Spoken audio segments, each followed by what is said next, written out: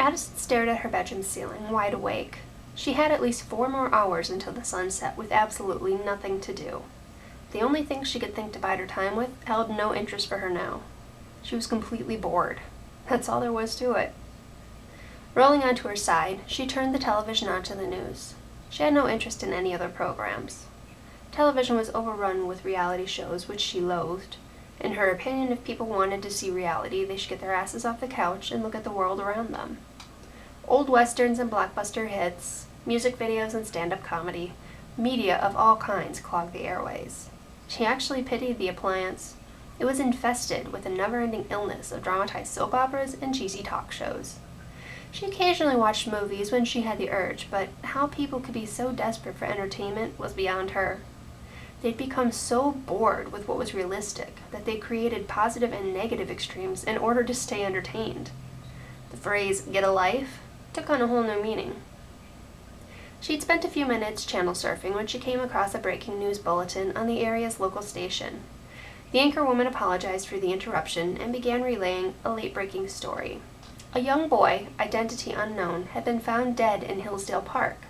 According to sources, the boy had gone missing 2 nights ago. It wasn't until early this morning that the boy's body had been discovered. Despite the macabre nature of the scene, authorities suspected an animal attack to be the cause. The cameras at the scene of the crime managed to focus on the victim for a few seconds. The sight of his pale, limp body made Addison's stomach churn. She turned away from the screen and took slow, deep breaths until the feeling subsided. She reached behind her, fumbled through her twisted sheets for the remote, and turned the television off. She rolled onto her back and stared at the ceiling again. A few moments had passed when, out of the corner of her eye, she saw someone standing in her doorway. She looked over, expecting to see Naomi leaning against the door jamb.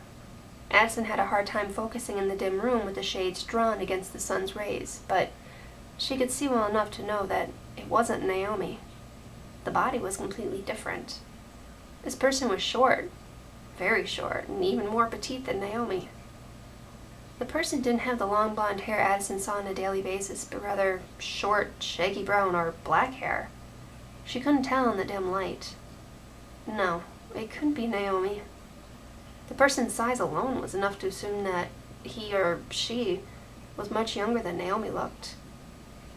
No, not Naomi. Though she couldn't see much in the dim light of the room, she could see well enough to know that the person standing in her doorway was a child. A very pale child.